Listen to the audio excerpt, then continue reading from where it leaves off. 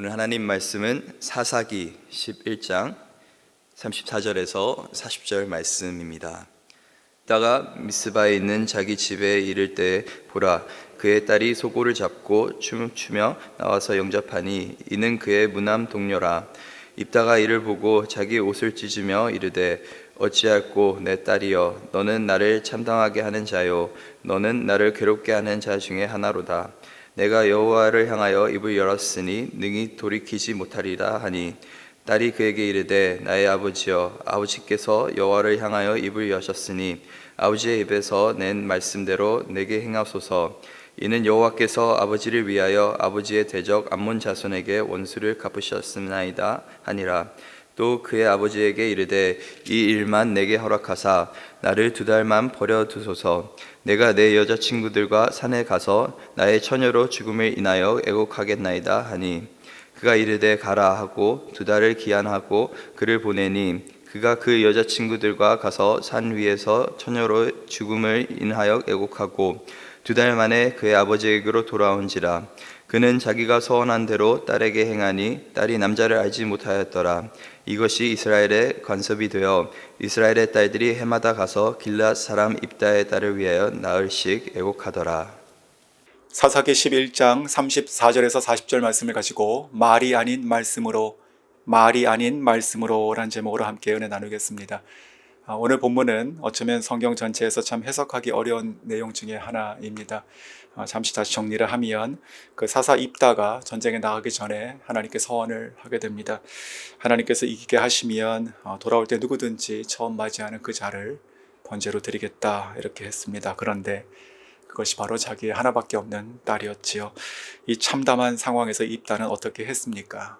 자기 입으로 한 말이니 지킬 수밖에 없다고 했고, 또 그 딸도 그 말을 따르겠다고 대답합니다. 단 처녀로 죽는 것에 대해서 친구들과 2달간 애곡하는 기간을 요청했고요. 그 이후에는 입다가 말한 대로 딸에게 행했다, 이렇게 기록하고 있습니다. 번제라고 하는 것은 제가 잘 아시는 것처럼 제물을 죽여서 각 떠서 제단 위에 놓고 태워 제사 지내는 것입니다. 참 무서운 것이지요. 이것을 지금 입다가 서원을 했고 딸에게 그렇게 드렸다. 자, 이 부분을 저희가 2가지로 해석하게 됩니다. 첫 번째는 말씀하신 그대로 진짜 번제로 드렸다고 해석하는 것과, 그리고 2번째는 구별된 삶으로 그 딸을 하나님께 드렸다고 보는 것입니다. 번제로 드렸다는 해석은 그냥 본문 자체를 그대로 받아들이는 것이고, 또 구별되어 드렸다는 것은 몇 가지 이유가 있는데 그 중에 좀 몇 가지만 소개해드리면, 히브리 원어에는 그 딸의 죽음이란 단어가 빠져있는 경우들이 있습니다. 그리고 또한 입다가 서원했던 이 말 중에서 여호와께 돌리어 번제로 드리겠다, 이렇게 말했을 때 그 여호와께 돌려드리고 번제로 드리다는 2 문장이 접속사 와우라고 하는 것으로 연결되는데, 이것은 또는 이렇게 해석할 수 있다고 보는 것입니다. 그래서 만약에 누구든지가 무엇이든지까지 포함해서 동물이 나오면 그 동물은 번제로, 사람이 나오면 그 사람은 구별하여 드리겠다는 서원이었다고 해석하는 것이지요. 개인적인 바람은 후자를 택하고 싶습니다. 하지만 성경을 보면 입다는 번제를 서원했고 그 서원한 대로 그 딸에게 행했다라고 되어 있고, 이스라엘 백성들은 그 후에도 그 딸을 위해서 애곡합니다. 자, 이런 것들 통해서 첫 번째 그 번제로 받아들였다는 것으로 좀 보여집니다. 자, 중요한 것은 이상의 2 가지의 해석 모두 다 하나님께서 원하신 것이 아니었습니다. 하나님께서 기뻐하신 것도 아니고 시키신 것은 물론 아니죠. 그런데 이 2 경우, 어떤 경우라 하더라도 그 입다의 자기 뜻대로 서원한 그 말 때문에 그로 인해서 그 딸이 원치 않은 비참한 삶으로 마치게 됐다는 것은 같은 결론이 되는 것이지요. 자, 이 무거운 본문을 가지고 오늘 저희가 무엇을 좀 묵상할 수 있을까요? 자, 저는 이 본문을 가지고 입다의 그 서원에 대해서, 입다의 말에 대해서 좀 집중하게 됐습니다. 그러면서 거기서 3가지 살펴보게 됩니다. 자, 첫 번째는 말이 아닌 말씀으로 살아야 합니다. 말이 아닌 말씀으로 살아야 합니다. 사사기에 나오는 첫 번째 사사는 온니엘이었습니다. 사사의 마치 프로토타입 같은 사람이었죠. 온니엘 또는 드보라, 그 정도를 제외하고는 사실 사사기에 나오는 많은 사사들은 참으로 흠이 많습니다. 소위 세상 기준으로 보면 자격을 갖춘 사람들이 아니고 또 리더로 세우기엔 참 부족하고 적합하지 않은 사람들로 보입니다. 하나님께서 쓰실 만한 이유가 별로 없어 보이는 사람들이 오늘 사사기에 많이 나오죠. 그런데 그것이 하나님의 뜻이고 또 하나님의 메시지가 됩니다. 이렇게 부족하고 흠이 있는 이들을 하나님께서 택하시고 쓰셨다는 것을 생각하면 그 안에 놀라운 하나님의 섭리, 전적인 섭리, 그리고 하나님의 전적인 일하심이 보이게 되는 것이지요. 나아가서 오늘 나와 같은 사람을 하나님께서 또 쓰시는구나, 이런 고백을 또 하게 됩니다. 즉 하나님께서 쓰시는 사람이란 누굴까요? 바로 자격이 있어 쓰이는 것이 아니라 하나님께서 쓰시어 그것이 자격이 되는 사람입니다. 저 여러분이 다 그런 인생 사시길 또 소원합니다. 다시 이 입다로 좀 돌아가 보면 그는 어떤 흠이 있었을까 보면요, 오늘 본문과 연관하여 그는 말에 대해서 참 누구보다도 말을 중요시 여겼던 사사로 관찰됩니다. 입다가 등장했던 그 11장 초반부부터 다시 한번 살펴보면 그것이 좀 명확해집니다. 자, 길르앗 장로들이 돕당에 있었던 그를 찾아와서 자기들의 장관 머리가 되어달라고 요청했을 때 그때 입다가 이렇게 구절에서 얘기하고 있습니다. 만일 여호와가 그들을 내게 넘겨주시면 내가 과연 너희들의 머리가 되겠느냐. 자, 머리가 되겠냐 이렇게 물어보죠. 그랬을 때 이 장로들이 이렇게 대답을 하죠. 10절, 당신의 말대로 우리가 그렇게 행하리이다. 자, 입다의 말이 먹혔습니다. 입다의 말이 먹혔어요. 자, 그렇게 대장이 됐던 입다는요, 첫 번째 행동이 11절에 기록이 되어 있었습니다. 자, 다시 한번 보시면 이렇죠. 입다가 미스바에서 자기의 말을 다 여호와 앞에 아뢰니라. 무엇을요? 자기의 말을. 그러니까 여호와 앞에서 하나님 말씀을 구하니라 이렇게 아니었고 자기의 말을 하나님께 다 아뢰었다. 이렇게 기록하고 있죠. 자, 그리고 나서 암몬 자손의 왕들과 이제 서신을 주고받으며 장면이 나오는데 그때 입다는 사자를 통해서 이렇게 전합니다. 그것이 15절에 이렇게 기록이 되어 있죠. 그에게 이르되 입다가 이같이 말하노라. 입다의 말을 전하죠. 자, 그리고는 이스라엘의 역사에 대해서 쭉 설명을 하는데 아주 굉장히 탁월한 지식이죠. 이후 그것을 다 들었던 암몬 자손의 왕이 28절에 이렇게 대답합니다. 암몬 자손의 왕이 입다가 사람을 보내어 말한 것을 듣지 아니하였더라. 자, 입다의 말이 지금 안 먹혔어요. 그래서 결국 기어코 전쟁이 일어나게 됩니다. 자, 이후 여호와의 영이 입다에게 임하고 싸우시죠. 그래서 나가서 승리하게 됩니다. 그러한 중에 이제 결정적으로 입다가 또 한마디를 했는데 그것이 바로 30절, 31절이었습니다. 그가 여호와께 서원하여 이르되 주께서 과연 암몬 자손을 내 손에 넘겨주시면 내가 암몬 자손에게 평안이 돌아올 때에 누구든지 내 집 문에서 나와서 나를 영접하면 그는 여호와께 돌릴 것이니 내가 그를 번제로 드리겠나이다 하니라. 자, 여기까지 다시 정리를 해보면 입다는 길르앗의 장로들에게도 또 암몬 자손의 왕에게도 심지어 하나님께도 자기의 말을 계속 관철시키려는 사람이었음을 보게 됩니다. 치명적인 약점이죠. 때로 이것이 우리들의 모습이기도 합니다. 우리가 말을 주장하기를 참 좋아하죠. 내 말이 받아들여지기를 원하고 또 그대로 실행되기를 원합니다. 그것이 힘이라고도 생각하겠죠. 하나님께 자기 말을 가지고 나갔던 입다처럼 어쩌면 우리들의 신앙생활도 우리들의 기도 생활도 하나님께 내 말을 관철시키려 하는 것이 아닌가 돌아보게 됩니다. 자, 말이 아닌 말씀으로 살아야 됩니다. 내가 말하는 것이 아니라 하나님께서 하시는 말씀으로 듣고 살아야 하는 것이죠. 내 말, 내 뜻을 하나님께 관철시키는 것 아니라 하나님의 말씀이 나를 관철시키고 나를 꺾어서 나로 순종하게 하는 삶을 살아가실 수 있기를 주님의 이름으로 축원합니다. 자, 두 번째는 입다의 말 가운데 보이는 완벽주의입니다. 완벽주의. 자, 오늘 본문에서 보듯 입다는 그 말로 큰 실수를 하고 불행을 가져오게 되는데, 이 사람은 도대체 왜 이렇게 말이 강한 사람이 되어서 스스로 올무에 갇히게 되었는가 묵상하게 되었습니다. 그러면서 다시 또 11장 전체를 읽어 내려갔는데, 그러면서 이번에는 그 서로 안 맞을 것 같은 입다의 두 모습을 좀 발견하게 되었습니다. 자, 1절과 2절에 보시면 그의 출생과 가족에 대한 말이 나와 있지요. 그 1절에 길르앗이 기생에게서 낳은 아들이었다는 출생에 대한 얘기를 합니다. 이것은 첩의 아들도 아니고 기생의 아들이에요. 그리고 2절에 보면 그 길르앗은 본처에게서 또 다른 정식 아들들을 많이 낳았고, 그래서 그 형제들이 입다를 쫓아냈고 아버지의 기업을 받지 못하도록 내쫓았다. 이제 그런 배경이 나오죠. 그래서 3절에서 그래서 입다가 돕 땅으로 이주했고, 거기에 잡류들, 즉 사연 있는 사람들, 상처 있는 사람들, 버림받은 사람들, 갈 곳 없는 이들과 어울리게 됩니다. 자, 여기까지 1, 2, 3절을 보시면 입다는 그 출생 배경과 그리고 또한 처한 상황들을 보면 그는 그저 삼류 인생으로 살았을 것 같은 그런 모습으로 보입니다. 자, 그러한 모습 하나 기억하시고요.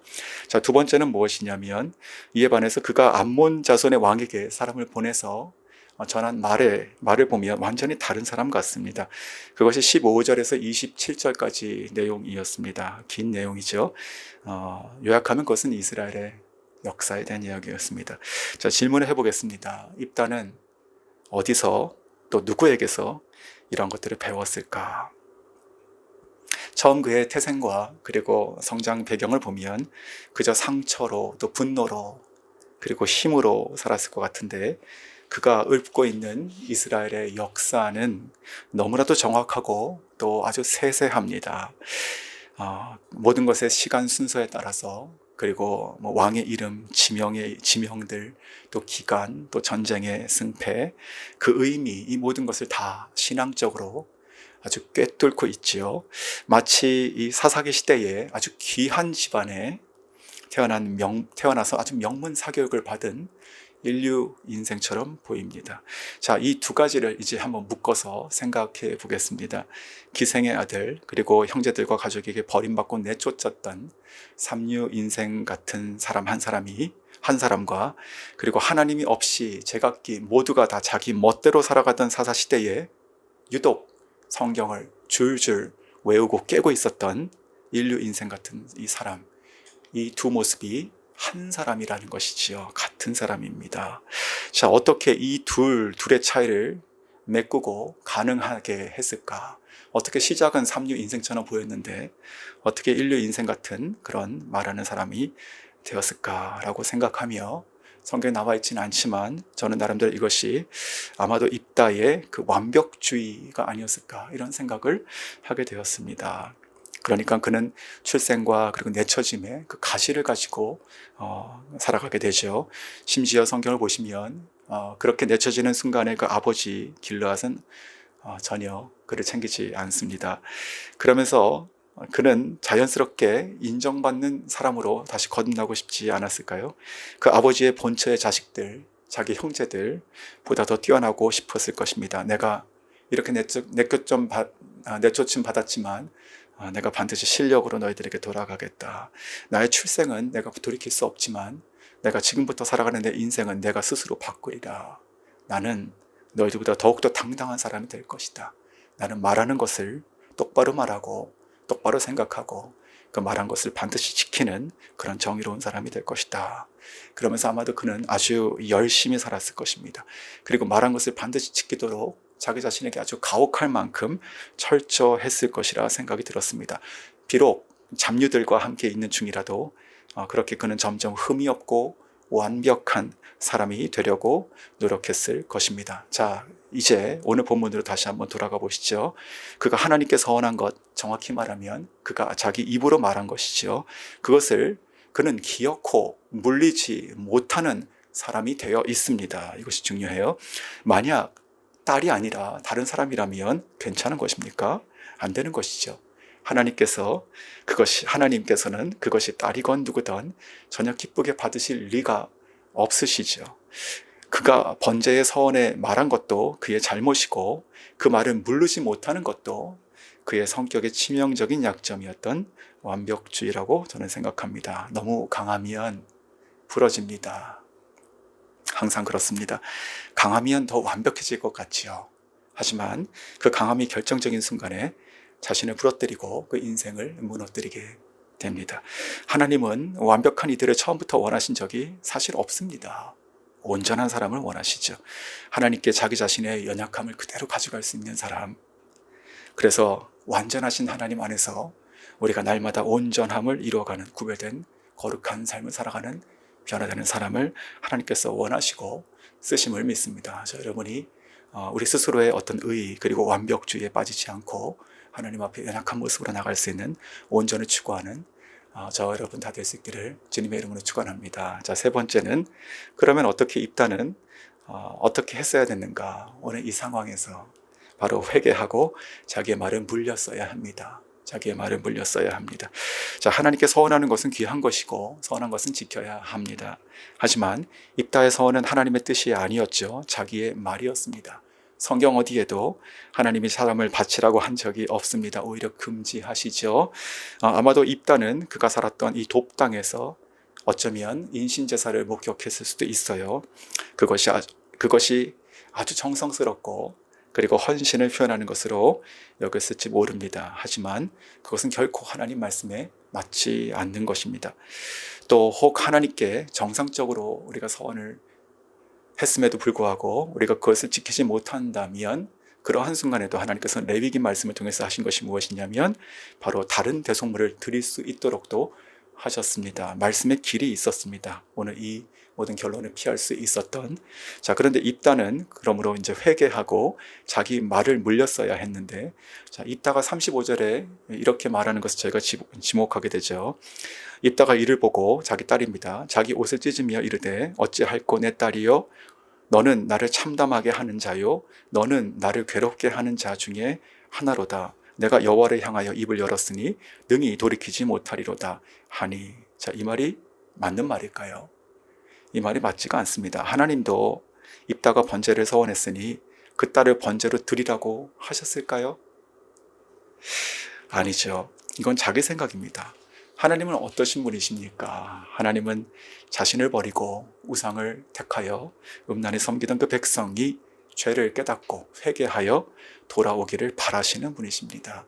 아니, 매번 그러할 때마다 혹 바보같이 그 사랑을 참지 못하시고 견디지 못하시고 또다시 용서하시고 구원하시는 분이십니다. 처음부터 끝까지 그 사랑을 변개하실 수가 없는 하나님의 속성 때문에 해도 우리가 알아듣지 못하고 죄에 또 빠지니까 이제는 마지막으로 독생자 예수를 이 땅에 보내사 우리의 모든 죄를 다 짊어지게 하시고 십자가의 그 값을 치르게 하신 분이 하나님이십니다. 자, 그분이 입다가 자기 말로 서원을 회개하고 하나님께 자비를 구했다면 받아주시지 않으셨겠습니까? 또는 입다가 서원을 지켜 딸을 번제로 드렸다면 그것을 의롭게 여기셨겠습니까? 그럴 리가 없죠. 언제든 죄를 깨달을 때 진심으로 회개하기를 원하시며 또 용서하시며 선한 뜻을 따라서 우리를 회복하시는 하나님이심을 제가 믿습니다. 자, 말씀을 맺겠습니다. 오늘 본문을 보면서 입다가 조금 더 인간적이었다면, 조금은 흠이 있는 허술한 사람이었다면 얼마나 좋았을까, 이런 생각을 하게 됩니다. 그는 말이 아주 강했습니다. 그리고 완벽을 추구하는 사람이었어요. 그래서 끝내 돌이키지 못했죠. 자, 그것이 그 자신과 그 딸의 인생을 비극으로 몰아넣습니다. 자, 말이 아닌 말씀으로 살아가는 저 여러분 다 될 수 있기를 원합니다. 내 말을 관철시키려는 그런 강함, 그리고 반드시 이루겠다는 그 완벽함, 그런 것이 아니라 하나님의 말씀이 오늘도 나를 꺾으시고 우리의 삶을 주장하시기를 우리가 기꺼이 내어드릴 수 있기를 원합니다. 날마다 우리는 우리의 연약함을 볼 것입니다. 그러할 때마다 우리의 그 부족함, 허물들을 주님께 그대로 가져나가시기 원합니다. 그러할 때 완벽하신 하나님 안에서 저와 여러분은 날마다 더 온전하고 거룩한 삶을 살 수 있을 줄 믿습니다.